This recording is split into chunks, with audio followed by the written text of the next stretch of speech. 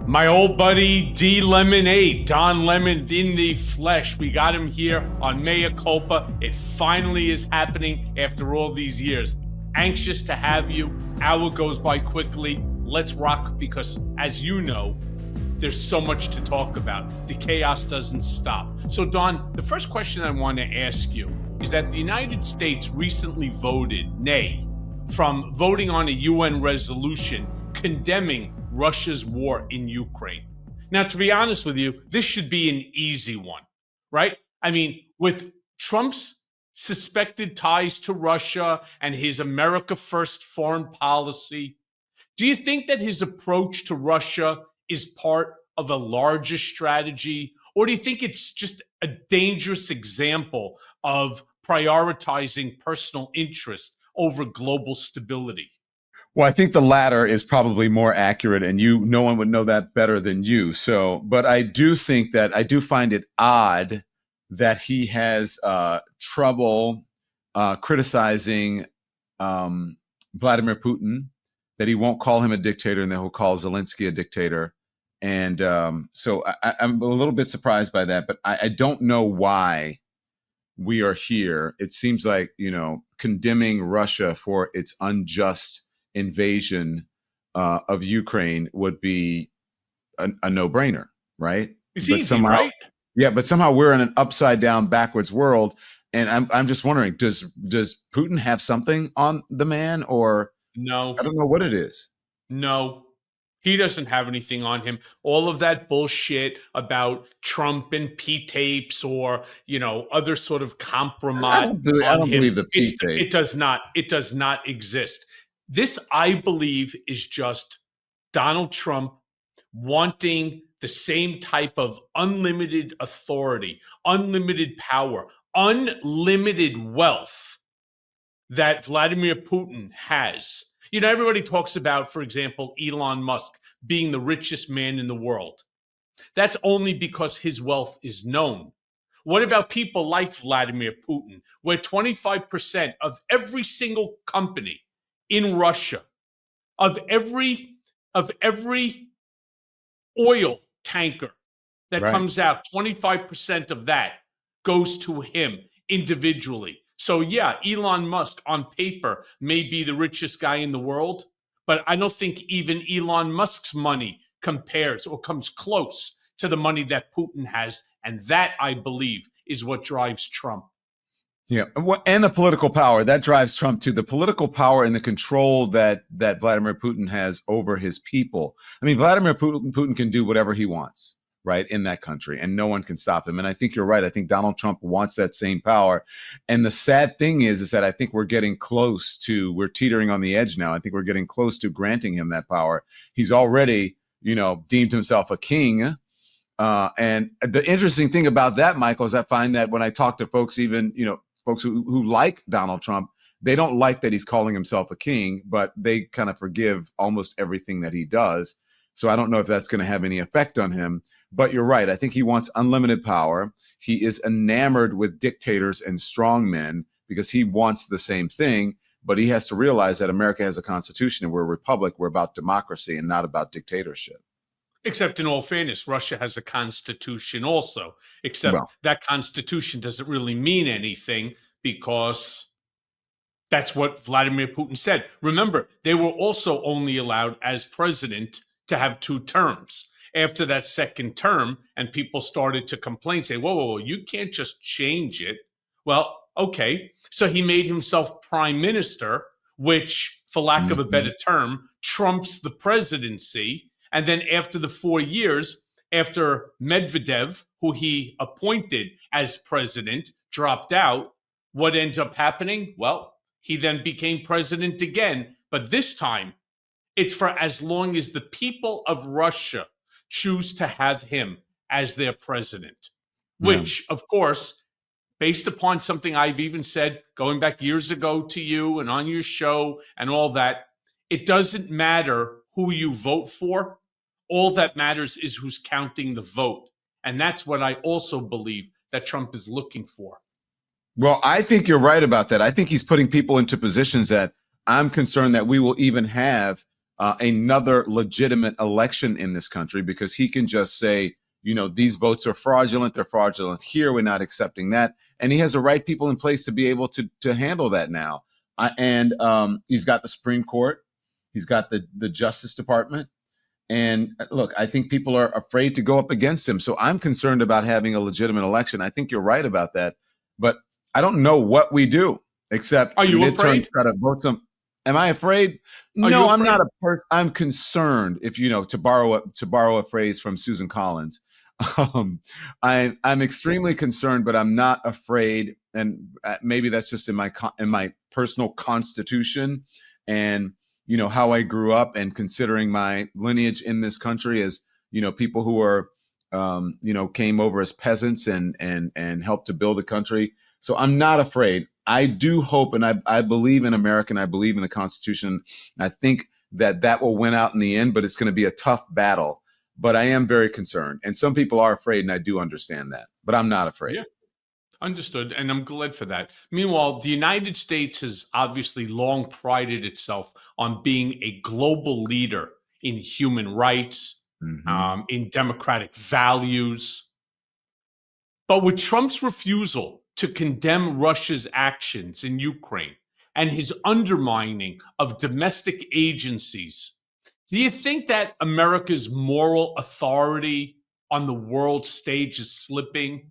Or again, do you think this is part of some broader shift in foreign policy priorities? I don't think it's shifting. I think it has shifted. I think that folks look at us and they feel bad for us. I am ashamed of how this administration and how our president and this administration, how they're acting. And, him getting rid of USAID and freezing the funding, that did a lot of good for a lot of people around the world. And if you are about America first, then you should also be about helping other people, because we're all connected. And when you are trying to stamp out HIV, or at least lower the rates of HIV in Africa or in any other nation, as a matter of fact, is helpful to America, because that also stops it from coming here. And part of us, we are the largest democracy and the richest country on earth. And we can find ways, we're supposed to find ways to be able to help other people. And so I think that our position on the world stage has diminished, in large part because of Donald Trump and because of the people he has in place. If you look at, I just did a thing on JD Vance and Jack, Posobiec, going over and handling foreign policy being in places where they shouldn't be, going to places where there are dictatorships and strong men, rather than having a summit in Geneva or someplace that is neutral. And that is very concerning when you have trolls, internet trolls, that are traveling with the vice president and is ostensibly helping them to work on foreign policy. That's embarrassing. That is concerning. And that is something actually that people should be afraid of. It's funny. Let me break down Trump to you in this world stage. He doesn't give a shit. All right. For Donald Trump, and again, many people agree with this America First ideology. We are denying our American brothers and sisters all sorts of things. Better food, more food. We're basically becoming, as far as our infrastructure, antiquated and so on. So his feeling is, I'm going to bring in and create, I don't know if it's an agency, a program, a department, this DOGE, Department of Government Efficiency. And we're going to cut the living shit out of all this, including USAID. Why should I care? This is Trump's personality. This is his ideology. Why should I care if in Africa they have AIDS? Why should I care? We're not going to let them in the country. And by the way, if God forbid that somebody does contract it, thank God now that there are medications that basically quell the disease. It's not like it was going back in the 80s, which basically became a death sentence. Not anymore. Well, his feeling is, I don't want our hardworking tax dollars going to anyone other than the country and me. And when I say me, the scraps off Longshank's table will fall to my billionaire friends. But Yeah. he wants the money to stay in this country to benefit America and himself. And that, I agree with you, is problematic because I've said a million times and I'm going to say it again, and the adage becomes old and tiring, but it's necessary. When you have a strong America, you have a strong world. When you have a weak America, you have a weak world. And while AIDS and disease in other countries is problematic to America, it could come here like what we saw with COVID, like what we're seeing with other sorts of diseases and infections. He doesn't care. Not once, not one bit. And I think on top of that, when we talk about a weak world, we need to be concerned about countries like Russia, like Pakistan, like Iran, all who are nuclear equipped, because it only takes one to fuck up the whole world, the Right. whole planet. Right. Absolutely true. But look, I think that is a myopic and a short-sighted view to think that if we want to be isolationists, that doesn't help us. Being isolationist doesn't help us. I mean, I think Russia is very isolationist and look isolated, and look, what's going on there. They've got the dictator. Mm-hmm. They're in a war. It used to be that people were shunning them, and now I don't know what's going on in the world. The United States is, trying to embrace him, which is interesting to me. But if they want to cut money rather than not helping the folks in countries, underdeveloped nations who need it, and even people here in the United States, rather than doing that, why don't they get rid of some of the corporate tax cuts? Why don't they get rid of some of the kickbacks? Mm-hmm. Why don't they cut the budget in other places? The military budget is enormous. There are billions of dollars in corporate tax cuts. What about changing the tax rate for billionaires? There are things that they can do that he won't do because it's going to hurt his rich buddies. I don't see him cutting taxes of his rich friends. I don't see him taking anything from the people who his donors. I only see them, meaning Doge and Donald Trump, taking jobs from average everyday people, possibly taking Medicare and Medicaid from folks who get $65. Is it a day, maybe, or not? Maybe not even that much. And you have the head of Doge who makes reportedly $8 million on one contract per day, and so it's just And I think the controlling of the media doesn't focus on that, and they should be focused on that more, but they're distracted by all of the bullshit that's being pushed out there. And well, let's talk about the bullshit. Take, for example, USAID. Imagine what an incredible, and I say it all the time, Trump is hands down the greatest manipulator of facts, the greatest branding guy maybe ever born on this planet. The guy turns around, they come up with a lie, which was $50 million, which, by the way, compared to our $6 trillion budget, that's like an hour's worth of interest. But right. $50 million worth of condoms is being sent to Gaza. First of all, as we all know, that number is inaccurate. It went from 50 to 100, back down to 50.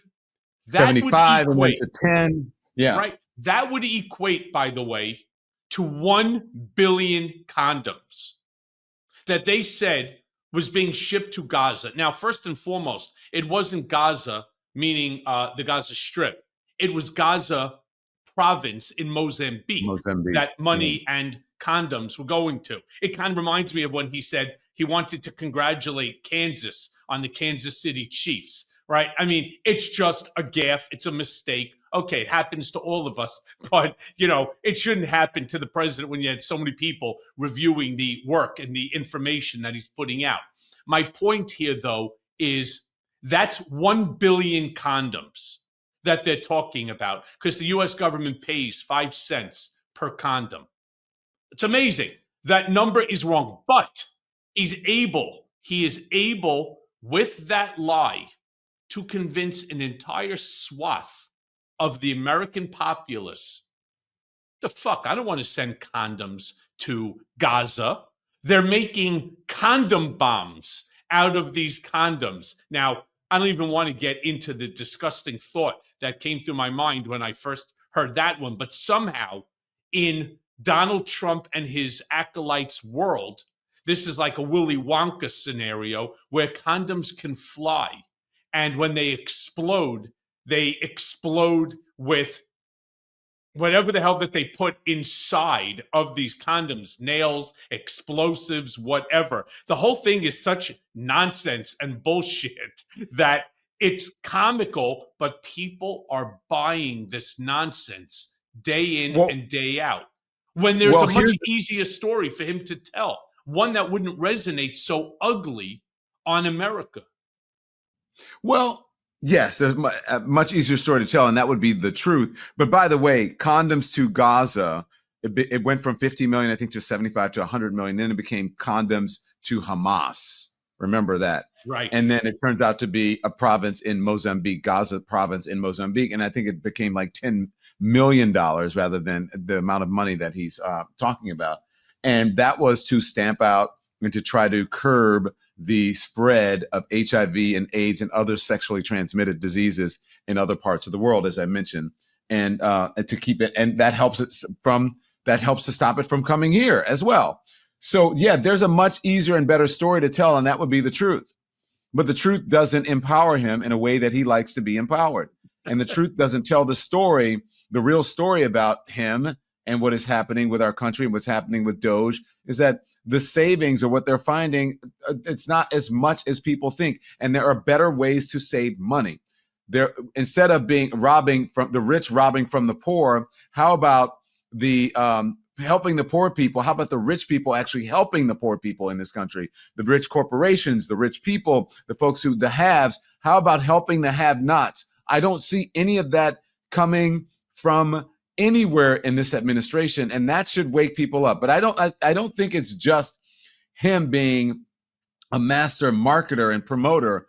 I think it's also the American people, because in a way we are lazy and we don't like to do our homework, and we are not media literate, and we don't know civics, and so because of those things, it keeps us ignorant to certain things. And so we will just buy anything that folks see on Fox News or that Donald Trump says, even whether it's true or not. And what he does is that he gets people all riled up, and he likes to divide us, to keep the American people divided and angry and fearful. And that way it keeps him in power, in control, and it also puts money in his pocket. You know, if you want to start just playing with numbers, because I'm a numbers guy, and I like to just always explore numbers. At $50 million, when they were talking about, condoms to Hamas, right, to Gaza, if you calculate it out based upon 1 billion condoms and so on, it basically amounts to 70,000 condoms per male Hamas, right? That's a lot of, you know what? It's sure. You're basically talking about having 191, almost 192 sexual acts per day in a year. Now, that's a lot of fucking going on, right? I mean, who has time to fight? I didn't want to say it. I sure will. But who has time to fight? By the way, wouldn't you be tired and thirsty? I mean, 191 times, right, a day for 1 year straight. Let's even say that's a 10-year deal. You're still talking about 19 times a day, for God's sakes. I'll tell you something. If that's true and they're actually that sexually active, I want to be a part of it. You want to move to that Gaza? Damn fucking straight, I sure do. 19 times a day over a 10-year period, 191 times a day if you want to really push the envelope. But the reason that we make fun of it is because it's so fundamentally stupid that for whatever the reason is, you could still end up engaging in a massive debate with a MAGA supporter. Oh my gosh. I don't give a fuck what Don Lemon says. I don't care what Michael Cohen says. I don't care what any of you libs turn around and say. We own you, And we're not spending $50 million a year on condoms going to Gaza. That's just their point. As my grandma used to always say, you can't debate stupid because the misinformation is just extreme. Or what my mom would say, are you stuck on stupid? I don't know if you've heard that phrase Yeah. before. Yeah, well, I think they like it, though. I think they like it. They like it because they want someone to speak for them, and they have been groomed to live in fear and anger. I think the media has groomed them. I think Donald Trump has capitalized on that, and now he is doing the same thing. Look, the immigrants are taking your jobs. It's the black people are taking your jobs. Someone is, moving into your neighborhood. They're taking all of these things. They're taking this, they're taking that away from you. And so people are fearful, and they just sit there all day and they watch. They just are spoon-fed rhetoric, lies, far-right dogma, and they don't understand that they are being co-opted and they're being used as tools of the people who are taking advantage of them. Yeah, and so I think that we need media literacy somehow in this country. We need to make people smarter about the media, and I don't think the media actually does a good job of doing that. Me neither. Well, let's just talk about for a second the defunding of these key agencies. I mean, Trump's administration has pushed to literally dismantle key agencies like what you were saying, USAID, FEMA, the Department of Education, etc., arguing that these agencies foster corruption and inefficiency. This is, again, the master brander in Trump. Fraud, waste, abuse. We all know it. In fact, the biggest fraudster, the biggest waster, the biggest abuser happens to be the agency with the largest pocketbook, and that's the Department of Defense. How many times have you heard over your illustrious career things like the $10,000 screwdriver or the $25,000 toilet seat, right? Yep.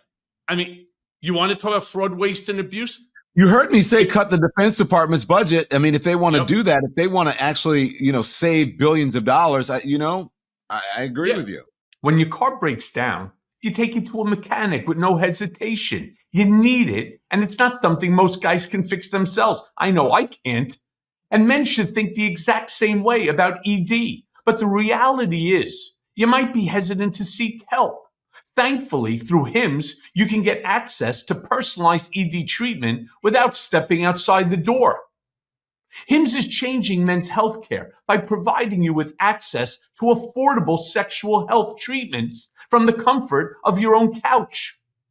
HIMSS provides access to a range of doctor-trusted ED treatments like chewable hard mints and Viagra and Cialis and their generics for up to 95% cheaper. You hear that? 95% cheaper.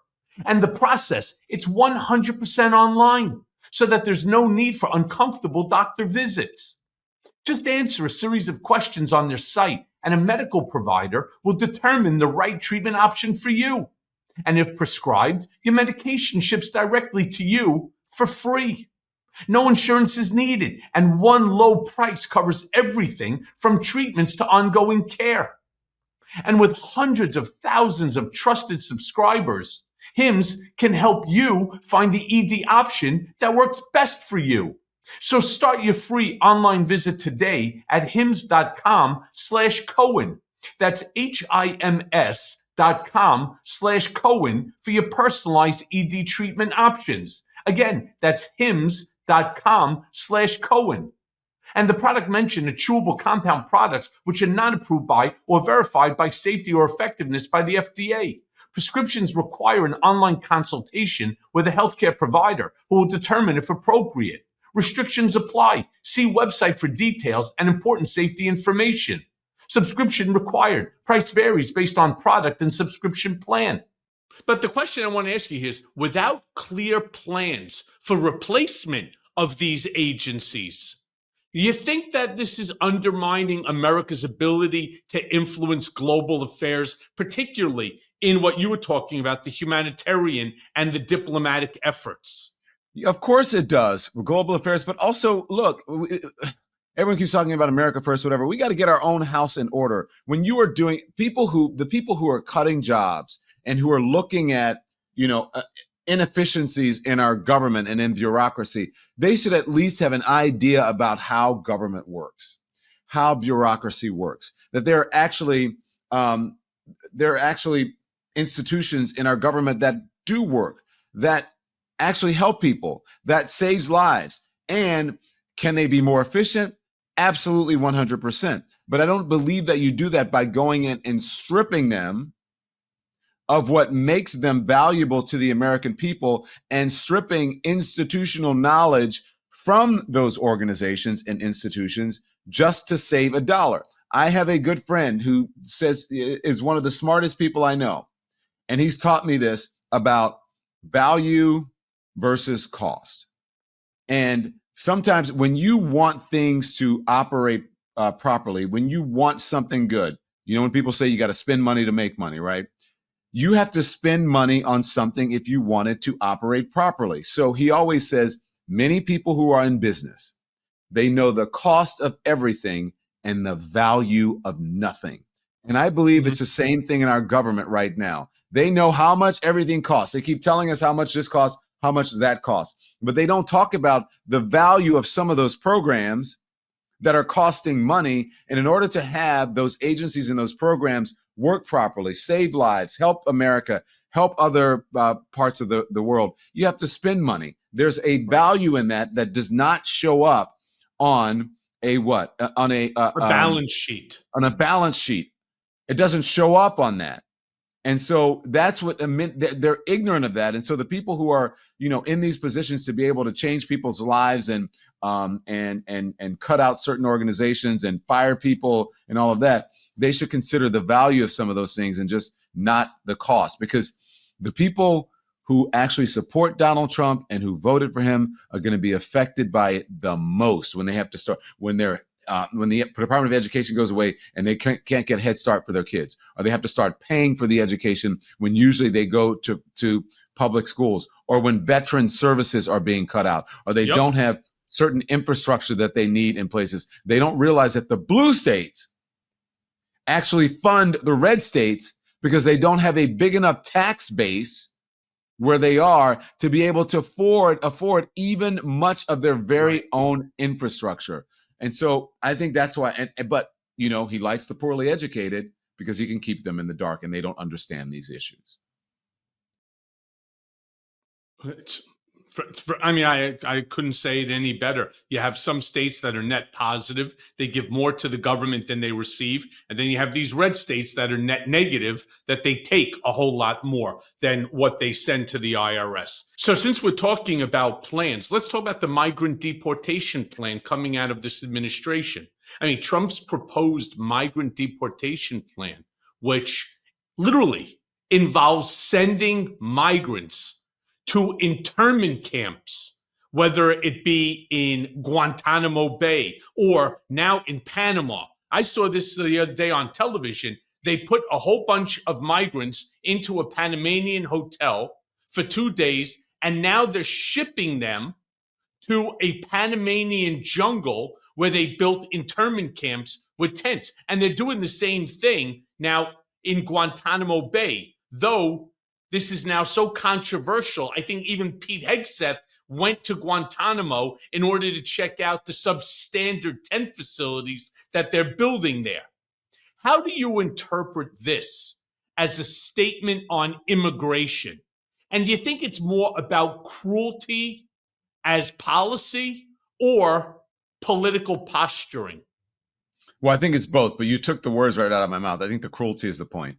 It's not just a bug, it's a feature. But I also think it goes back to what you said, Michael, which was I think was very insightful of you, and that is having a plan. And so if you're going to, much as what's been happening with the government, if you're going to take away certain agencies and jobs and all that, you should have a plan of something to replace it with, or to make sure that you are actually doing it properly. I think it's the same thing with all these mass deportations. They have this number. They have a number in mind. As I said, they know the cost of the number of everything, but the value of nothing.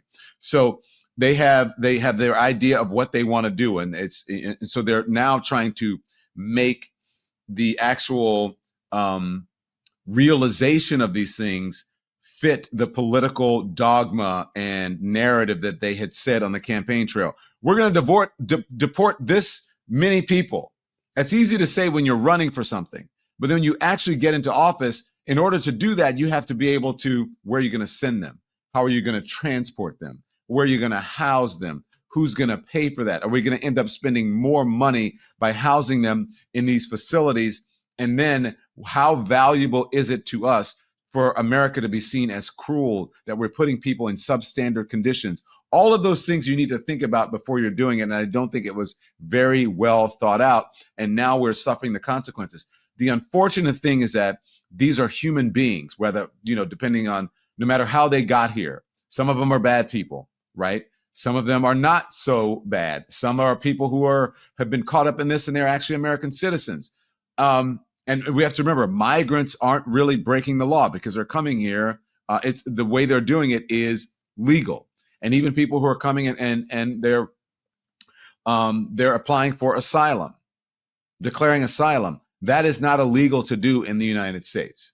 So I think that it wasn't thought out. I think the cruelty is the point.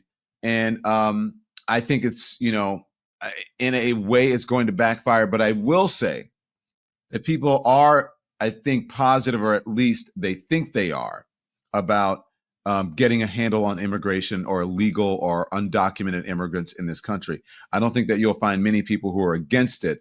I just don't think that most people believe in the way that is being done. The outcome is just as important as the process. Right. So there's 2 points here. The first one is these migrants that are being deported. And if we take the total number that they want to deport, 10 million, right, what most people don't realize, specifically the MAGA group, is that they actually pay taxes. And it comes out to, hundreds of billions of dollars worth of taxes that the United States government will not receive because of these deportations. But when you do speak to MAGA and you start to say to them things like that, we don't care. And they take and they play the cruelty card. They want to be cruel. Why? Because they think it will prevent people from coming to the country. Why in the world would you go to a country where it's deemed illegal for you to come through? And it is illegal. I won't argue that coming into the country and staying or sneaking into the country is illegal. But imagine now you're going to be deported when you are caught and sent to an internment camp in Guantanamo Bay or in a Panamanian jungle with your spouse, potentially children. But they're only sending certain kind of people there, Michael. They're only sending certain kind of people. They're only sending the people that they feel that they can manipulate and control that way, and that they can treat that way. And that's the people coming across the southern border, the bad brown people. But the people who come over, the H-1B visa folks, or the people who, the brown folks or Europeans, not so brown folks, who come over on airplanes and overstay their visa, they're not deporting them in that cruel way, rounding them up, because they are not the bad brown people coming across the southern border. Do you know what I'm saying? I sure do, and I think my listeners do as well. Now, meanwhile, since we're talking about craziness going on in this administration, I really want to get your perspectives on this as somebody who has been involved in media for so long. You may have seen the Associated Press made a motion to reinstate its press credentials for briefings at the White House, in the Oval Office, Air Force One, and the briefing room. And they were recently denied by the judge.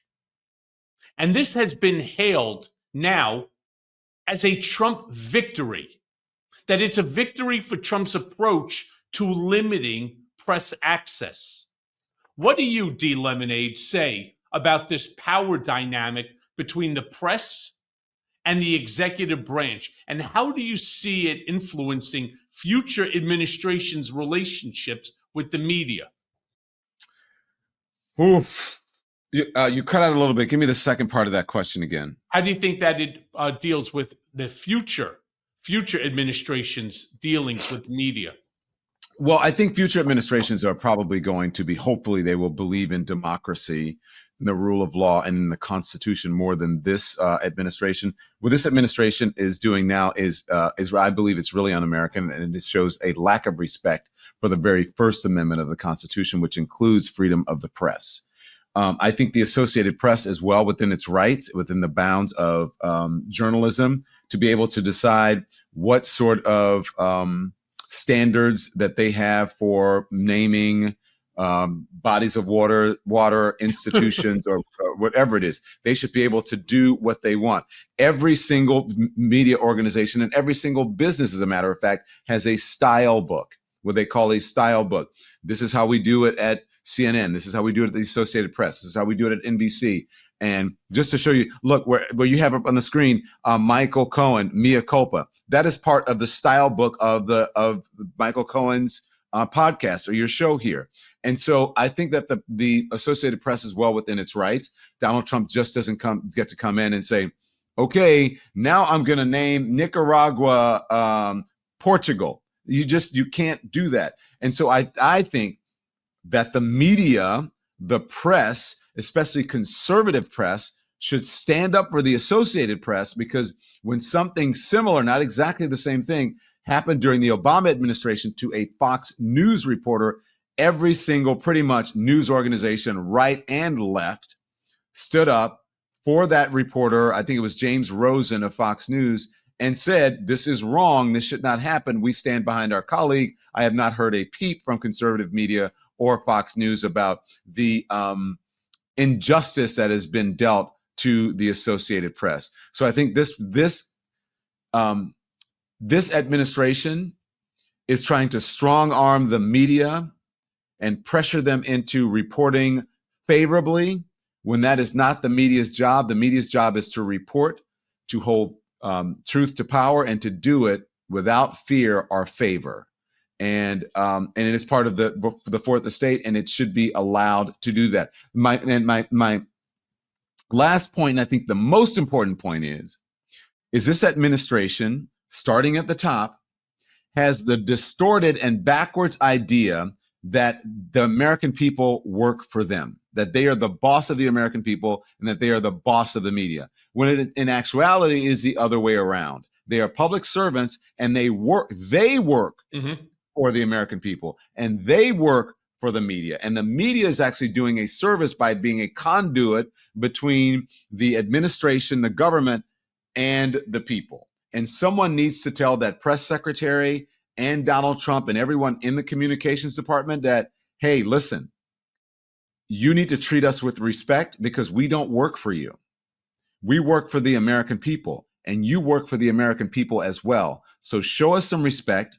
Do follow-up questions, allow our follow-up questions, and stop treating us as if we are lowly employees. We're not going to stand for it. Yeah, there's so many issues that we could pull aside here. You may remember during the campaign, and I tried to get this through to first Joe Biden's campaign people, who I think sucked, and then Kamala Harris's people that were equally lousy in terms of messaging. Let me be very clear about something. When it comes to what Trump is doing now with media, this is not brand new. It is not brand new. He did it once before. In his first administration, Jim Acosta was banned from the briefing room from the White House. Yep. So was Brian Karem. They had to sue in order to get their credentials back. Why? As you said, Trump didn't like the way they were reporting. What if tomorrow he turns around and he decides he's going to sign an executive order? I don't like the name of New Mexico anymore. Right. Quite frankly, I want to name it New America. I can do whatever I want. Where's my Sharpie? Someone get me a Sharpie and a Coke. Get me Diet Coke, right? I mean, that's what you're talking about here. That with executive order and his signature from a Sharpie, that he could change a name. And if you don't like the name, or if you don't continue to use that name as he wants it, now you are ousted.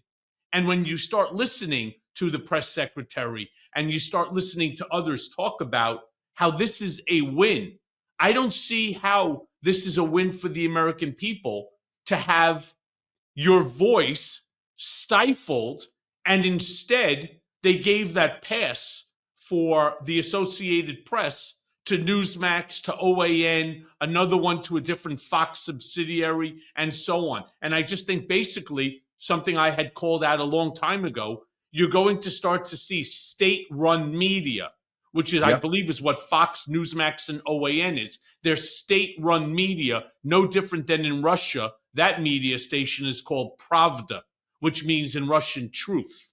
All right? There, unfortunately, is no truth there. But I'll tell you a bigger problem that I see, D. Lemon. Public trust in government. It is at an all-time low, even as Trump consistently attacks these government institutions, claiming he's doing it on behalf of the American people to restore trust.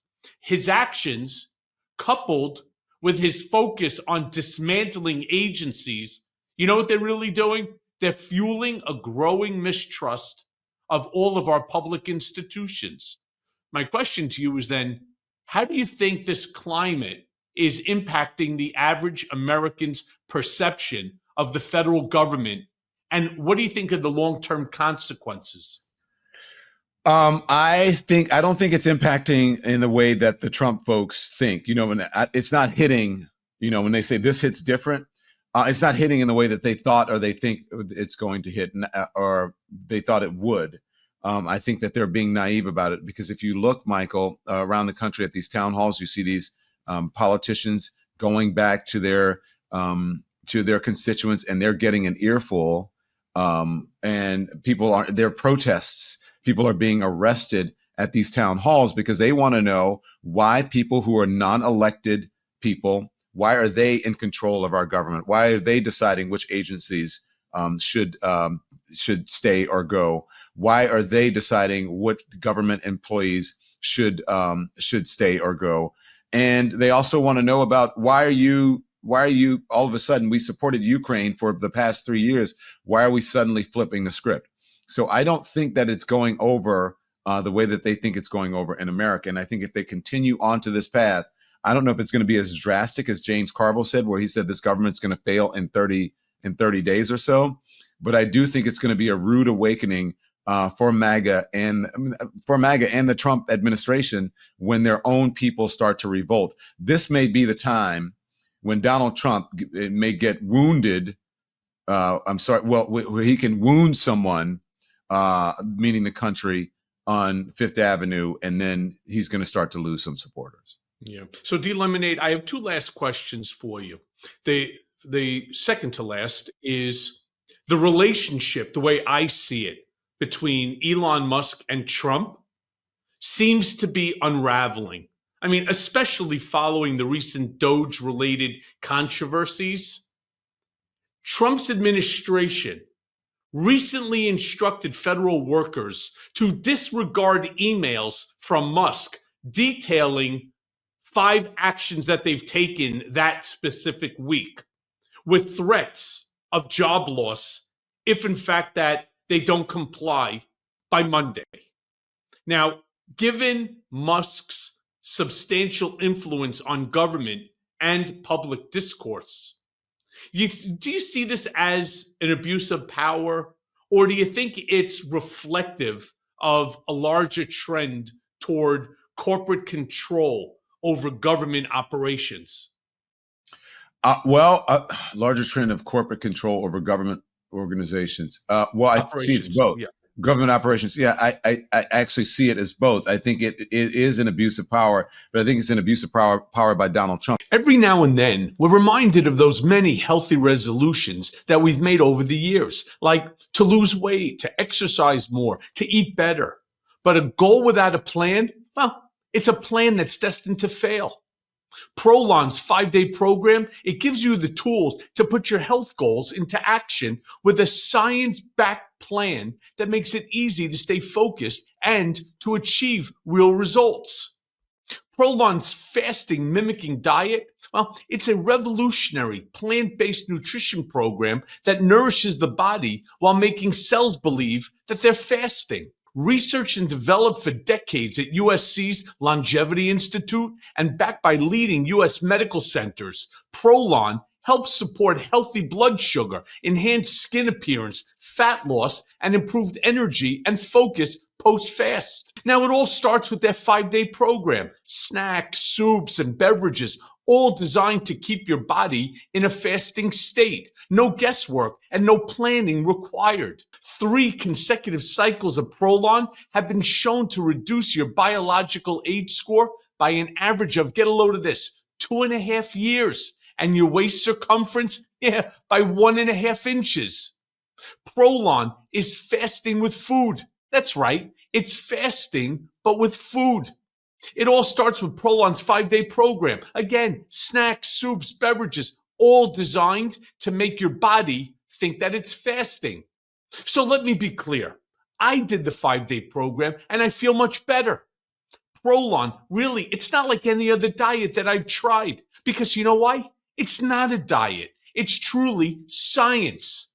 I mean, it was convenient. They sent me everything that I needed all in one box. To help you kickstart a health plan that truly works, Prolon is offering Mea Culpa with Michael Cohen listeners 15% off. You hear that? 15% off site-wide, plus a $40 bonus gift when you subscribe to their 5-day nutrition program. So go now and visit prolonlife.com/mea culpa. That's prolonlife.com/mea culpa to claim your 15% discount and your bonus gift. That's prolonlife.com/mea culpa. Go there now. Donald Trump gets to decide if there is even a Doge, right? That is an organization which is supposed to be a blue ribbon panel, which is, not connected to the government, but it's just an odd, whatever the setup is odd. So I see it as, yes, an abuse of power that has been allowed and facilitated by Donald Trump. And then the rest, of course, on top of that would be an abuse of power. Do I think it is corporate influence? Yeah, there's corporate influence. And we always talk about corporate money in elections and government. And yeah, there's a lot of corporate influence, and even more so now. Michael, look at the people who contributed to his campaign. Look at the people who were surrounding him during the inauguration. It's all corporate overlords and billionaires. And what they realize is that Donald Trump is easily manipulated. He's manipulable. All you have to do is like him or go along with something that he says or does, and he will do whatever you want, right? And so they don't want their government, their contracts and their business being influenced or are stopped or regulated by the government. And they realize if they cozy up to Donald Trump or they donate to the campaign, then he will allow them to continue to line their pockets and make profits, more money. And the billionaires and the millionaires and the billionaires and the corporate overlords get richer. And then the poor people just continue to get poor and remain under the control of government and the rich folks. See, I don't see it exactly like that. I don't see it where they're able to get what they want out of Trump. It's more like they think that they can get out of him. Again, he's incredibly transactional. If there's not a legitimate benefit to him, see, here's the danger of a guy like an Elon Musk. We'll refer to him as Dr. Evil for a brief moment. Why? And this is what I keep trying to say to the Democratic Party, to the new leader, what's his name, Ken Martin. Here's what I say to him. Stop with the horse shit and the bullshit running around the country saying, okay, look, we need to raise a lot of money. We need to start doing ads. We need to start attacking, some of the things that Trump is doing and putting it out there, opening up offices here and there. That's the old playbook, and it no longer works. It doesn't work for Democrats, and it will never work again. Why? Because I remember when I was around Mitt Romney, even though I've been a Democrat my entire life. I was around Romney when Spencer Zwick, who was his campaign manager, announced that they just reached $1 billion raised for the campaign. And everybody was like, holy shit, $1 billion. Come on. Now it's every campaign, presidential campaign, exceeds $1 billion. Here's the problem. That $1 billion came from an entire party, all of America. Today, Elon Musk could write that check and not think twice about it. He could write the check for $1 billion, fund the whole fucking thing himself. No amount of money that Democrats raise can outshine what these 5 billionaires that were sitting in row number 2 behind the president, where their net worth exceeds $1.3 trillion. Bezos, Zuckerberg, Musk, Ike Perlmutter, whatever it might be, that whole group. There's no amount of money that Democrats can raise that will do anything to stop this Republican money-making machine. So what do you need to do? You need to grassroots the shit out of this. You got to go into the communities, people like yourself who have name recognition, appearance recognition. You got to go out there, and we have to start holding their hands and explaining to them in simplistic terms, not crazy policy shit, simplistic terms, what needs to be done, because you are putting yourself in jeopardy by following this Trump train right off the cliff. That's the only way. You got to grassroots this. And then when you ultimately succeed, then you undo the damage, or try to undo the damage that's been done. That's the only way that I see taking back the White House. We do, however, have an option, 2026, where if things continue to go bad, again, people like yourself going into the communities, people like myself going and speaking to these town halls where it's exhausting, but it needs to be done. That, to me, is the only way to turn this thing around. Yeah. Look, what I think you're saying is that we all, and I say this all the time on the Don Lemon Show on YouTube. I say this, shameless plug. By the way, that was my final question. I want to know exactly what you're up to and what you're doing, because my listeners like you. Thank you. Even though you're a nasty guy, tell you, Mr. Lemonade, you're a nasty, nasty guy. But my former guy, who I used to care about, he likes you. The dumbest man on television I've been, but he is actually the dumbest man on television. But let me just say, I believe that I think that you're right. For the most part, I think that we all have to be willing to sacrifice something. And I do know, I hate to sort of discount money. It would be great if you could have some of the millionaires and billionaires in your corner if you're a Democrat, because money does speak volumes and it can change things, and money goes a long, long way. It has a lot of influence.